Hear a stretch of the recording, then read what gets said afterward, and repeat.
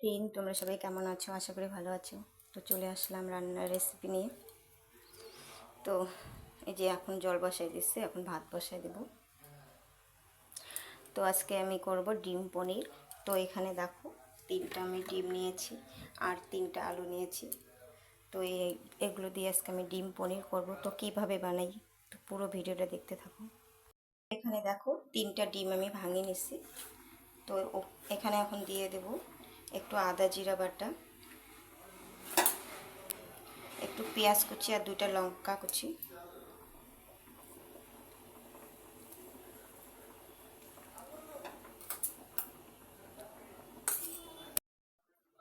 লবণ,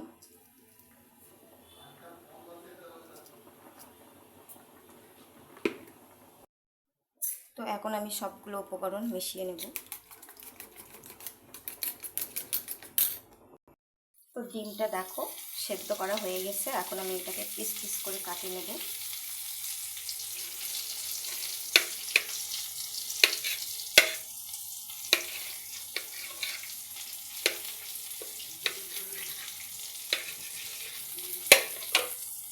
তো ডিমটা কাটা হয়ে গেছে, এখন আমি এটাকে ভাজা করে নেব।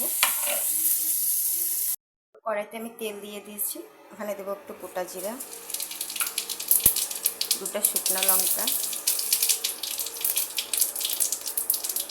একটা তেজপাতা,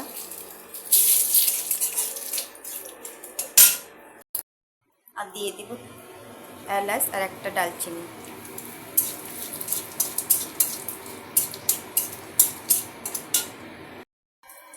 আর দিয়ে দেবো কুচিয়ে রাখা পেঁয়াজ।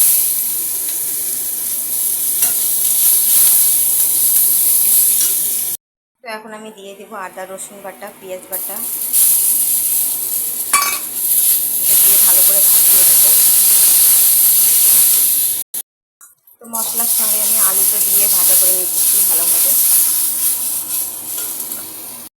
তো আলুটা দেখো ভালো করে ভাজা হয়ে গেছে, এখন আমি একটু কষানির জল দিয়ে দেবো। তো আলুটা আমার কষানো হয়ে গেছে, এখন আমার একটু ঝোলের জল দিয়ে চাপা দিয়ে দেবো।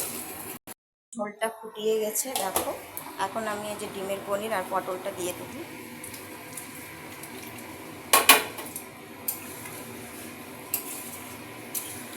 নামার আগে একটু গরম মশলা দিয়ে নামাবো। তো ডিমের পনিরটা কীরকম হচ্ছে কমেন্টে জানাবে।